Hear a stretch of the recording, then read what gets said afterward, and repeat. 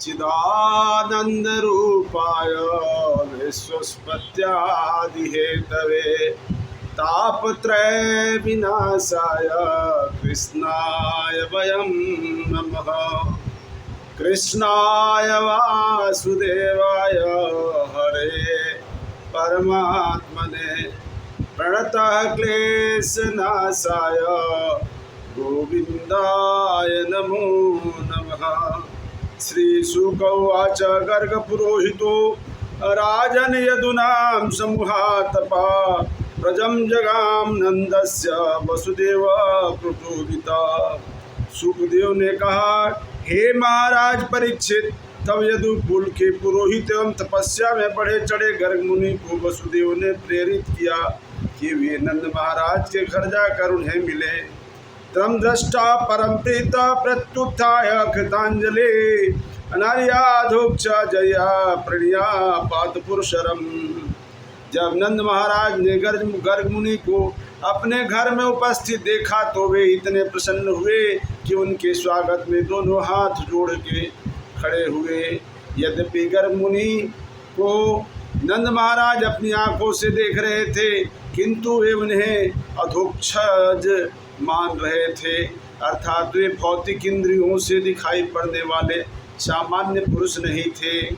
जब गर्ग मुनि का अतिथि रूप में स्वागत हो चुका तो वे ठीक से आसन ग्रहण कर चुके, तो नंद महाराज ने भद्र तथा विनीत शब्दों में निवेदन किया, हे महोदय, भक्त होने के कारण आप सभी प्रकार से परिपूर्ण हैं, फिर भी आपकी सेवा करना मेरा परम कर्तव्य है।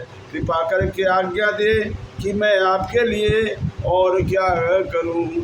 हे महानुभाव, हे महान भक्त, आप जैसे परम पुरुष अपने स्वार्थ के लिए नहीं अपितु दीनचित गृहस्थों के लिए ही स्थान स्थान पर जाते रहते हैं, अन्यथा इस तरह जगह जगह घूमने में उन्हें कोई रुचि नहीं रहते। हे संत पुरुष, आपने ज्योतिष ज्ञान को संकलित किया है, जिससे कोई भी मनुष्य अदृश्य भूत तथा वर्तमान बातों को समझ सकता है। इस ज्ञान पर कोई भी मनुष्य यह समझ सकता है कि पिछले जीवन में उसने क्या किया और वर्तमान जीवन में उसका कैसा प्रभाव पड़ेगा। त्वं हि ब्रह्म विद्या श्रेष्ठं संस्कारां कर्तुमर्हसि बाल्योर्नराणां जन्मानां ब्राह्मणो गुरु। हे प्रभु, आप ब्राह्मणों में श्रेष्ठ हैं, विशेषतया इसलिए क्योंकि आप ज्योतिष शास्त्र से भली भांति अवगत हैं, अतएव आप सहज ही हर व्यक्ति के आध्यात्मिक गुरु हैं। ऐसा होते हुए चूँकि आप कृपा करके मेरे घर आए हैं, अतएव आप मेरे दोनों पुत्रों का संस्कार संपन्न करें। गर्ग उवाच, गर्ग मुनि ने कहा, हे नंद महाराज, मैं यदुकुल का पुरोहित हूँ, यह सर्वविदित है। अतः यदि मैं आपके पुत्रों का संस्कार संपन्न कराता हूँ तो कंस समझेगा कि वे देवकी के पुत्र हैं। कंस पापमति सख्यम चानंद दुंदुभे देवक्याम अष्टमो गर्भो न स्थिति भविष्यतुमर्हति इति संचित्या सुत्वं देवक्याम द्वारिका कुच अपि हंता गताश्च संकस्ति तनो भवेत्। कंस का बहुत बड़ा कूटनीतिज्ञ होने के साथ ही वह अत्यंत पापी है, अतः देवकी की पुत्री योगमाया से सुनने के बाद उसके मारने वाला बालक अन्यत्र कहीं जन्म ले चुका है। वह यह सुन चुकने पर कि देवकी के 8वें गर्भ से पुत्री उत्पन्न नहीं हो सकती और यह जानते हुए कि वसुदेव से आपकी मित्रता है, जब कंस यह सुनेगा कि यदुकुल के पुरोहित मेरे द्वारा संस्कार कराया गया तो इन सब बातों से उसे निश्चित रूप से संदेह हो जाएगा कि श्री कृष्ण देव की तथा वसुदेव का पुत्र है।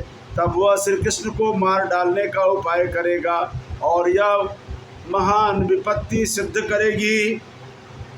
नंद उवाच, हे महामुनि, यदि आप सोचते हैं कि आपके द्वारा संस्कार विधि संपन्न कराए जाने से कंस शंकित होगा तो चुपके से वैदिक मंत्रोच्चार करे और मेरे घर की इस गौशाला में ही द्विज संस्कार पूरा करे, जिससे और मेरे संबंधी तक न जान पाए कि संस्कार संपन्न हो गया, क्योंकि इसे संपन्न करना आवश्यक है। शुक उवाच, शुक मुनि ने कहा, जब नंद महाराज ने गर्ग मुनि से विशेष प्रार्थना की कि वे कुछ पहले से करना चाहते थे उसे करे, तो उन्होंने एकांत स्थान में भगवान श्री कृष्ण तथा श्री बलराम का नाम संस्कार संपन्न किया। श्री गर्ग उवाच, अहम रोहिणी पुत्रो रम्यनम सुहृदो गुणै आख्यास्ते रामिति बलाधिक्याद बलम विदो यदूनाम पिता भाग्य संकर्षणा मुनस्पी। गर्ग मुनि ने कहा, रोहिणी पुत्र अपने दिव्य गुणों से अपने संबंधियों तथा मित्रों को सभी तरह से सुख प्रदान करेगा और यह राम कहलाएगा, और यह असाधारण शारीरिक बल का प्रदर्शन करने के कारण यह बलराम भी कहलाएगा। चूँकि यह दो परिवारों वसुदेव नंद महाराज के परिवारों को जोड़ने वाला है, अतः यह संकर्षण भी कहलाएगा।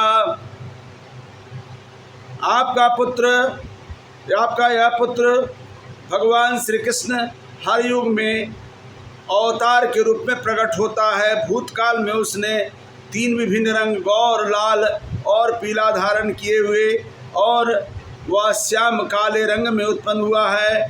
द्वापर युग में वह शुक्र तोता के रंग में भगवान श्री रामचंद्र के रूप में उत्पन्न हुआ। अब ऐसे सारे अवतार भगवान कृष्ण में एकत्र हो गए हैं।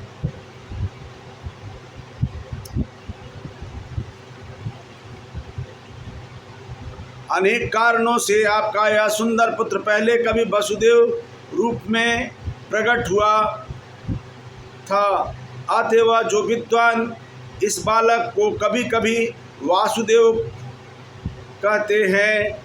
बहुनी संति नामानि रूपानि च सुतस्य ते गुणकर्माणा रूपानि तान्यहं वेदनो जना।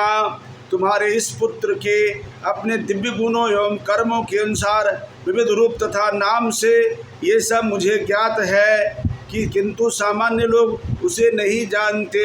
यह बालक गोकुल के ग्वालों के दिव्य आनंद को बढ़ाने हेतु तुम्हारे लिए सदैव शुभ का कर्म करेगा। इसकी ही कृपा से तुम लोग सारी कठिनाइयों को पार कर सकोगे। हे नंद महाराज, जैसा कि इतिहास बतलाता है, जब अनियमित अशक्त शासन था और इंद्र को अपदस्थ कर दिया गया था और लोग चोरों द्वारा सताए जा रहे थे, उस समय लोगों की रक्षा करने तथा उनकी समृद्धि के लिए यह बालक प्रकट हुआ और इसने चोर उचक्कों का दमन कर दिया। देवताओं के पक्ष में सदैव भगवान श्री विष्णु के रहने से अनुसरण देवताओं को हानि नहीं पहुंचा सकते। इसी तरह कोई भी व्यक्ति या समुदाय जो भगवान श्री कृष्ण के प्रति अनुरक्त है अत्यंत भाग्यशाली है, क्योंकि ऐसे लोग भगवान श्री कृष्ण से अत्यधिक स्नेह रखते हैं। अतएव वे कंस के संगियों तथा असुरों द्वारा कभी परास्त नहीं किए जा सकते। अतएव नंद महाराज, निष्कर्ष यह है कि आपका यह पुत्र नारायण के समान है। यह अपने दिव्य गुण, ऐश्वर्य, नाम, यश तथा प्रभाव से नारायण के ही समान है। आप इस बालक को बड़े ध्यान से और सावधानी से पालन करिए। यस्तु नारायणम देवम ब्रह्म रुद्र देवता समत्वैव वीक्षेत च पास खंडी भवेत् ध्रुवम्। शुक उवाच, इत्यात्मनं समादृश्य गर्गे च स्वगृह गते नंद प्रमुदिते मीनो आत्मानं पूर्णमाशिषाम्। सुखदेव गोस्वामी ने कहा, जब नंद महाराज को भगवान श्री कृष्ण के विषय में उपदेश देकर गर्ग मुनि अपने घर चले गए तो नंद महाराज अत्यधिक प्रसन्न हुए और अपने आप को परम भाग्यशाली समझने लगे।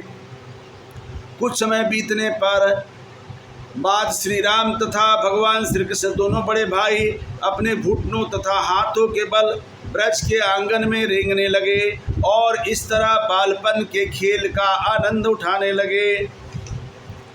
जब भगवान श्री कृष्ण तथा बलराम अपने पैरों के बल ब्रजभूमि में गोबर तथा गोमूत्र से उत्पन्न कीचड़ वाली जगहों में रेंगते थे तो उनका रेंगना सरीसृपों के रेंगने जैसा लगता था और उनके पैरों के घुंघरुओं की आवाज़ अत्यंत मनोहर लगती थी।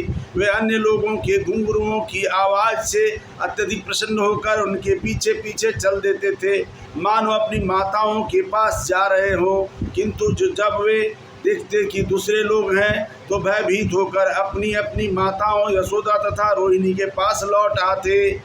दोनों बालक गोबर तथा गोमूत्र मिले कीचड़ से सने हुए अत्यंत सुंदर लग रहे थे और जब वे दोनों अपनी माताओं के पास गए तो यशोदा तथा रोहिणी दोनों ने बड़े प्यार से उन्हें उठा लिया, छाती से लगाया और अपने स्तनों से बहता दूध पिलाया।